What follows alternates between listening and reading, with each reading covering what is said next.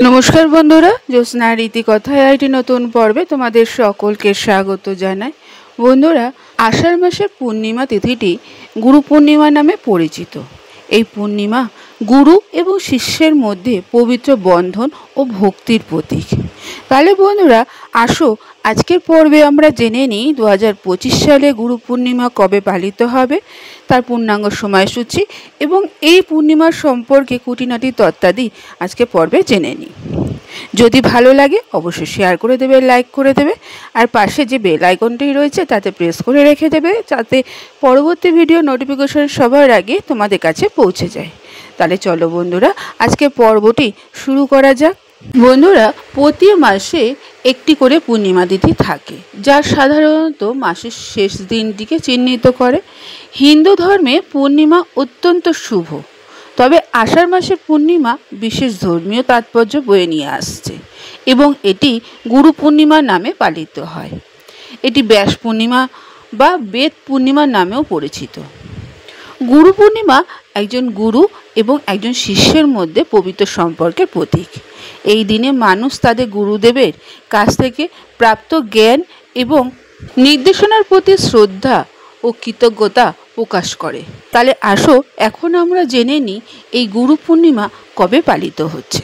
বন্ধুরা গুরু পূর্ণিমা 10ই জুলাই বৃহস্পতিবার 2025 সালে পালিত হবে। এই পূর্ণিমা তিথিটি শুরু হচ্ছে 10ই জুলাই 2025 রাত 1:36 এবং শেষ হচ্ছে 11ই জুলাই রাত 2:06।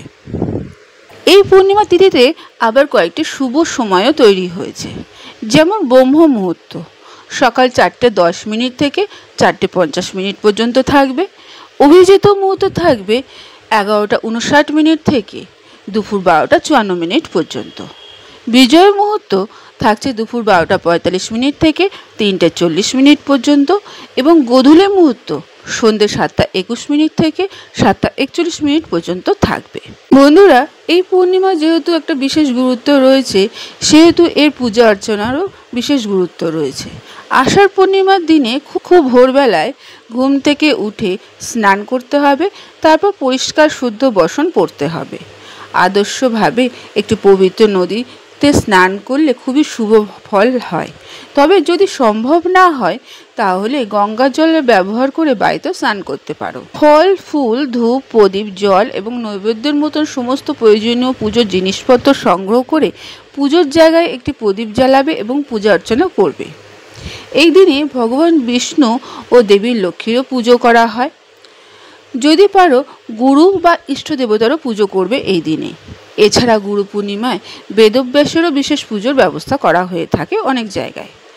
দেবতাকে চন্দন কাঠের পেস্ট লাগিয়ে দেবী লক্ষ্মীকে সিন্দুর নিবেদন করবে এবং পুজো শুরু করবে। তারপর ফুল, ফল, নৈবেদ্য এবং অন্যান্য পুজোর সামগ্রী নিয়ে দেবতাকে অর্পণ করবে। তবে বন্ধুরা ভগবান বিষ্ণু পুজো করার সময় খেয়াল রাখবে তুলসী পাতা অবশ্যই নিবেদন করবে, কারণ তুলসী ছাড়া পুজো অসম্পূর্ণ। লক্ষ্মীনারায়ণের আরতির মাধ্যমে পুজো শেষ করবে।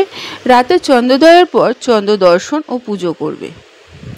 চন্দ্রের জন্য অর্ঘ্য উৎসর্গ করবে এবং ধূপ ও প্রদীপ জ্বালিয়ে এই গুরু পূর্ণিমার পুজোটি সম্পন্ন করবে। বন্ধুরা গুরু পূর্ণিমার যেমন ধর্মীয় তাৎপর্য আছে তেমনি আধ্যাত্মিক তাৎপর্যও আছে। আষাঢ় মাসে পূর্ণিমায় পালিত হয় যেহেতু গুরু পূর্ণিমা, যা ঋষি বেদব্যাসের সম্মানে পালিত হয়। প্রাচীন কিংবদন্তি অনুসারে বেদব্যাসের জন্ম হয়েছিল এই দিনে। তিনি মহাভারত এবং বিভিন্ন পুরাণের রচয়িতা হিসেবে সম্মানিত এবং বেদকে 4 ভাগে বিভক্ত ও সংকলিত করার কৃতিত্ব প্রাপ্ত মহাগুরু হিসাবে বিবেচিত। এই দিনটিকে তাই তার আশীর্বাদ লাভের জন্য অত্যন্ত শুভ বলে মনে করা হয়। এটা বিশ্বাস করা হয় যে বন্ধুরা বেদব্যাসের কৃপায় অজ্ঞতার অন্ধকার দূর হবে এবং জ্ঞানের আলোয় মানুষ জীবনে প্রকাশ পাবে। বন্ধুরা আজকের পর্বটি এখানেই শেষ করলাম। এতক্ষণ আমার ভিডিওটি দেখার জন্য ও শোনার জন্য তোমাদের অসংখ্য ধন্যবাদ।